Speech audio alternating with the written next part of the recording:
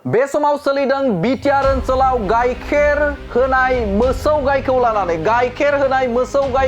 बे समाव बिटिसि ओनसोलाव बिसायख'थि फोसावदिंनि मोनसे बिन्दो जादों। बे समाव गोबां नुनो मोनदों जे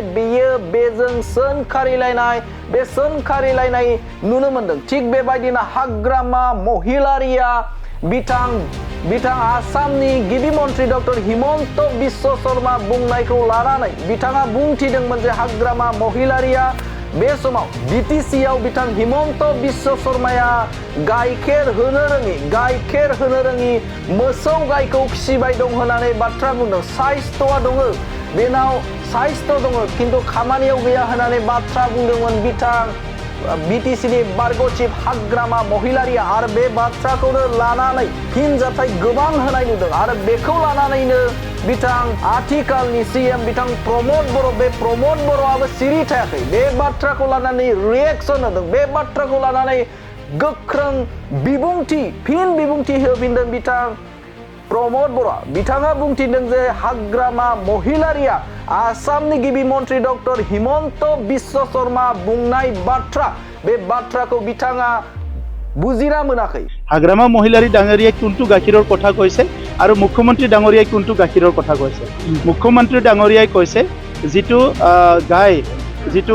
গাখীৰ দিয়ে, এই গাখীৰটো হৈছে য'ত শান্তিৰ গাখীৰ,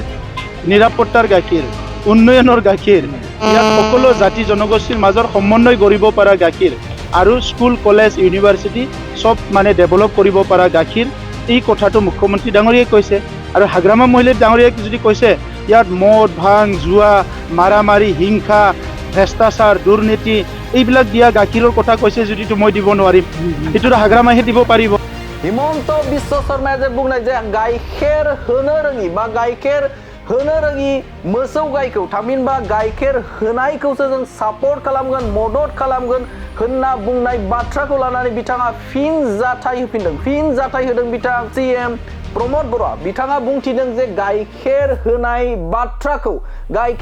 बाथ्राखौ बिथां हाग्रामा महिलारिया बुजिनो हायाखै होननानै बाथ्रा बुंथिदों। बिथां हिमन्त बिश्व शर्माया माखौ बुंदों आरो बिथाङा माखौ बुजिना लादों होननानै बाथ्रा बुंदों बिथां बिटिआरनि CM प्रमद बर'आ। बिथाङा बुंथिदों जे हिमन्त बिश्व शर्माया जे बे ओनसोलाव जाय गोजोनखौ लाबोदों, जाय खुंथाय गोहोखौ हारि माहारिनि गेजेराव समान नोजोरजों लानानै खुंथाय खालामबाय दं आरो हारि माहारिनि गेजेराव अनलायनाय आरो मोजाङै शान्तियै सोरखार सालायनाय, बेफोरखौसो जोंनो नांगौ होननानै बिथां हिमन्त बिश्व शर्माया बुंदों। नाथाय बे बाथ्राखौनो लानानै बिथाङा गाइखेर होनो हानाय बा गाइखेर होनाय मोसौ गाय बेफोरजों बिथाङा रुजुदों। नाथाय बिथां हाग्रामा महिलारिया बे बाथ्राखौ बुजियाखै। हाग्रामा महिलारिनि बायदिब्ला बा हाग्रामा महिलारिनि समाव बै समाव बिथांमोना जौ जुवा आरो दावराव दावसि खालामबाय थायो। दा बेखौ बिथाङा जुदि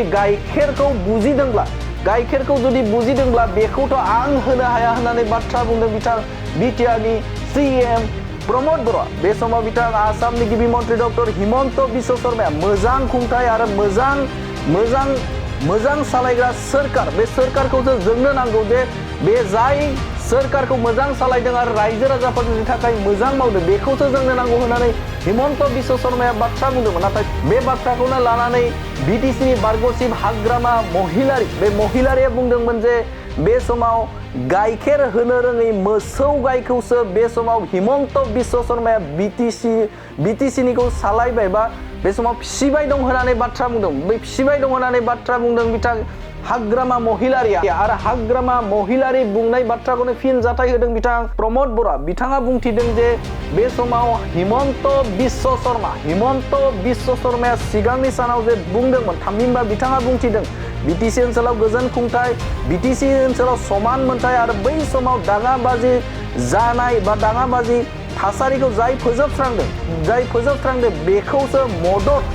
मदद होगोन होननानै बाथ्रा बुंदों। आरो बे बाथ्राखौनो उल्था बुजिदों बिथां हाग्रामा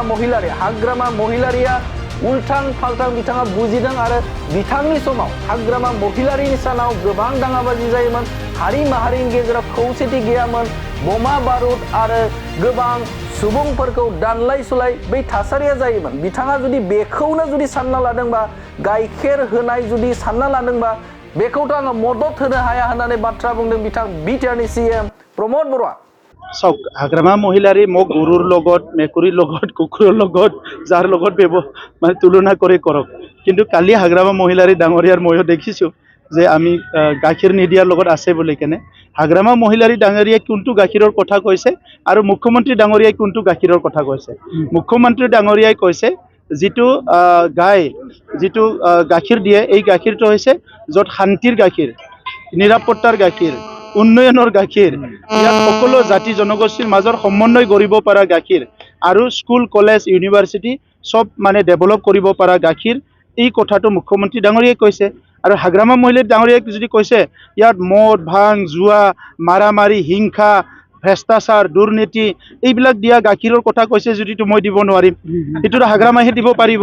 গতিকে আজি মুখ্যমন্ত্ৰী ডাঙৰীয়াৰ কথাটো তেখেতে ঘূৰাই পেলাই ক'ব বিচাৰিছে কিন্তু হাগ্ৰামা মহিলাৰী ডাঙৰীয়াই 17 বছৰত ইমান কাৰনামাবিলাক কৰি থৈ গৈছে বিটিআৰ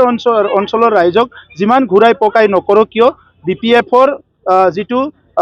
বিপিএফ যিটো দল এইটো মানে সূৰ্য ডুবি গ'ল আৰু আমাৰ সূৰ্য উদয় হৈছে কালি বিপিএফৰ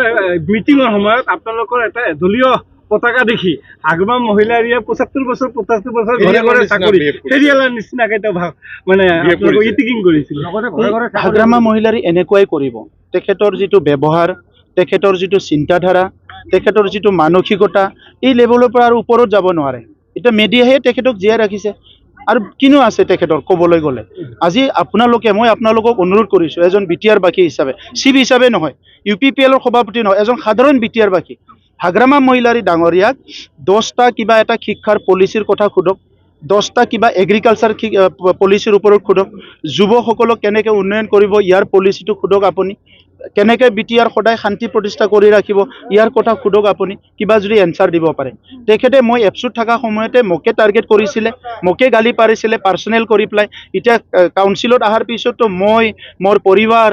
এইটোতে ব্যস্ত গতিকে বিটিআৰ অঞ্চলত 35 লাখ জনসাধাৰণ আছে আমাৰ ক'ত সময় আছে এইবিলাক ক'বৰ কাৰণে তেখেতৰ বাইদেৱে কি পিন্ধে কি খায় কি কৰে সেইবিলাক মোৰ চাবলৈ কি আছে এইটো ব্যক্তিগত জীৱন আজি হাগ্ৰামা মহিলাৰী সকলৰ সেইটোহে কাৰোবাৰ বডিটো লৈ কথা ক'ব তা তেখেতৰ মূৰত চুলি নাই মইতো একদিনো কোৱা নাই নহয় তো এইবিলাক কথা কোৱা নেকি তো তেখেতক মই শ্ৰদ্ধা কৰোঁ সন্মান কৰোঁ সো এতিয়া ৰাজনীতিটো ইমান মানে তলত লৈ গৈছে ইমান তলত নিবলৈ নাপায় মূল্যবোধৰ ৰাজনীতি কৰিব লাগে 17 বছৰ ৰাজনীতি কৰি ভাৰতৰ ৰাজনীতিৰ যদি একো দাড়ি কমা বুজি পোৱা নাই তেনেহ'লেতো আমি সহায় কৰিব নোৱাৰিম গতিকে হাগ্ৰামাৰ কোনো ইস্যু নোহোৱা হৈছে একদম ইস্যু নাই অপজিশ্যনৰে ইস্যু নাই আৰু হাগ্ৰামাৰ নিচিনা মানুহটো একো ইস্যুৱে নাই ইস্যুও নাই এজেণ্ডাও নাই একো নাই এনেই সেইকাৰণে আবুল তাবুল বুকি দুটামান দিন আৰু মানুহক ব্যস্ত কৰিব তাৰপিছত বিপিএফৰ দোকান চিৰদিনৰ কাৰণে বন্ধ হ'ব আৰু তাৰপিছত আৰু একো নাই এইটো শেষ হৈ যাব